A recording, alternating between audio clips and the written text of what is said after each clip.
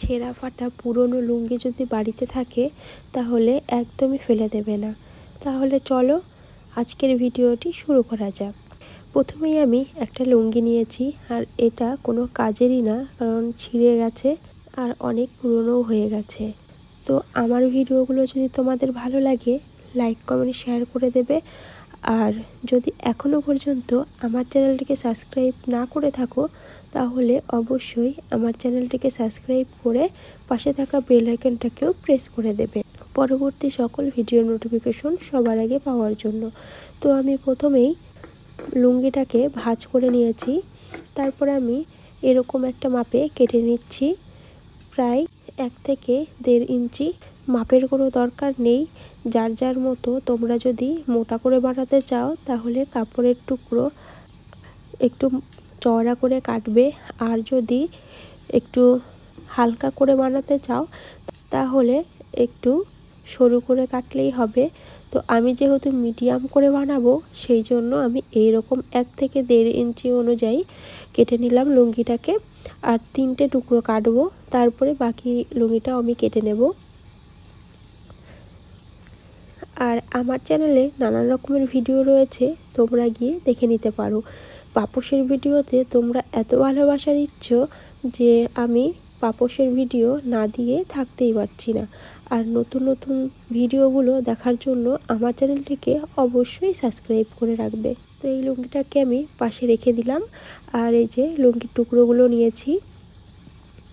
আমার মনে হয় এর আগে ইউটিউবে লুঙ্গি দিয়ে কোনো পাপোশ বানানোর ভিডিও নেই বা কেউ দেয়নি। আমি হয়তো সর্বপ্রথম এই ভিডিওটা দিচ্ছি। আর যদি তোমরা আগেও দেখে থাকো পুরনো লুঙ্গি দিয়ে এরকম পাপোশ, তাহলে কমেন্ট করে অবশ্যই জানাবে। তো লুঙ্গিটা যেহেতু চারি সাইডেই জয়েন্ট থাকে, সেই জন্য আমি কেটে নিলাম। এক সাইডটা কেটে এরকম করে আমি বেঁধে নিলাম। তোমরা সেলাইও করে নিতে পারো। তো আমি বেঁধে নিয়েছি। এরপরে আমি একটা বেনুনি বানাবো, তাই জন্য এই যে ভারী একটা কিছু দিয়ে নিলে ভালো হয় কাপড়ের ওপরে।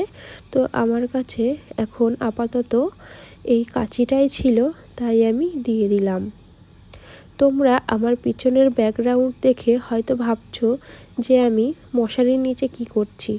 আসলে আমি ভিডিওটা বানাচ্ছি অনেক রাতে, আর যেহেতু আমার বেবি আছে, সেই জন্য আমার বেবি পাশে ঘুমিয়ে আছে। তোমরা একটু লক্ষ্য করলেই বুঝতে পারবে। তো তোমরা পিছনের ব্যাকগ্রাউন্ডটাকে এড়িয়ে যেও। তো আমি এরকম করে বেনুনি করে নেব। আর বেনুনির কাপড় জয়েন্ট করার ভিডিও আমার অনেক পাপোশের ভিডিওতে রয়েছে, সেই জন্য আর দেখালাম না।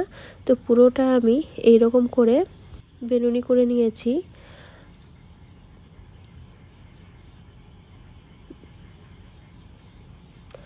বেনুনি করে নিয়েছি, এরপরে আমি এটাকে সেলাই করব।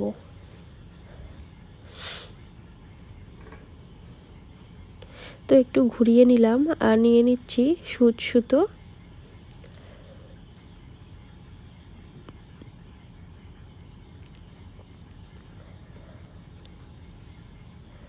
এবার আমি সেলাই করে নেব।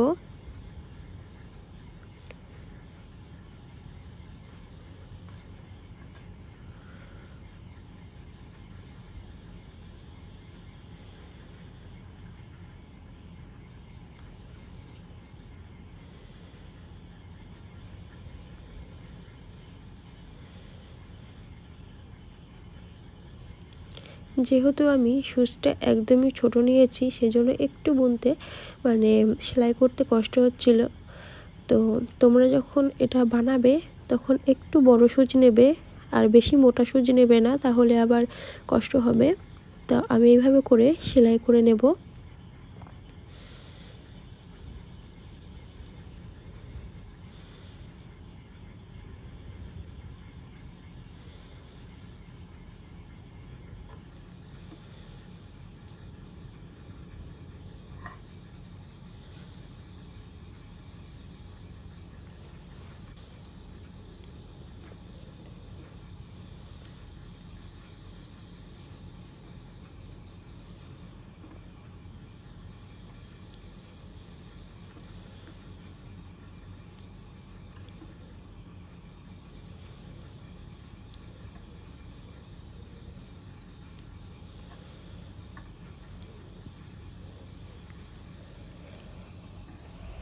তো এখন আমি তোমাদেরকে জুম করে দেখাচ্ছি, মানে ব্যাক ক্যামেরায় দেখাচ্ছি।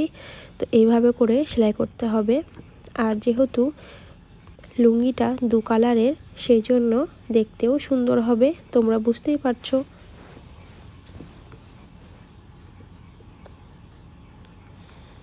এরকম করে ঘুরিয়ে ঘুরিয়ে আমি সেলাই করতে থাকবো। আর একটা লুঙ্গি দিয়ে একটা বড় পাপোশ হয়ে যাবে, আরও অনেকটাই বেঁচে যাবে।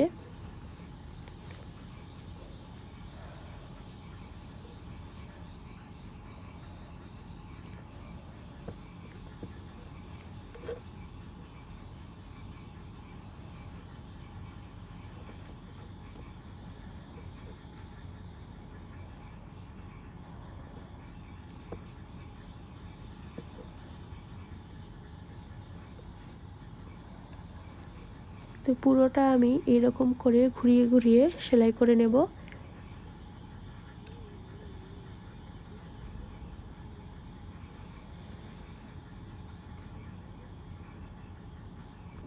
পুরোটা সেলাই করা হয়ে গেছে।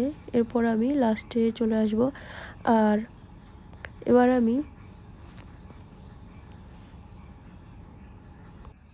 যে কাপড় বেঁচে আছে সেই কাপড়গুলো একবারে সমান করে কেটে নেব।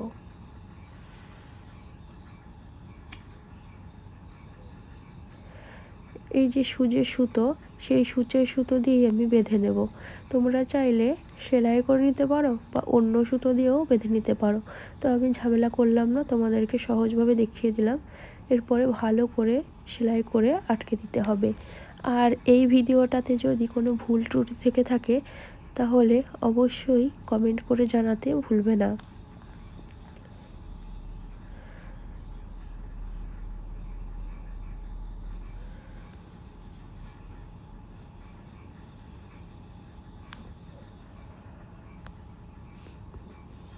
তো দেখো পুরোটা কিন্তু আমার সেলাই করা হয়ে গেছে। আর এখানে আমি তোমাদেরকে ছোট করেই দেখাচ্ছি, কারণ একই প্রসেস তোমরা বড় করে নেবে।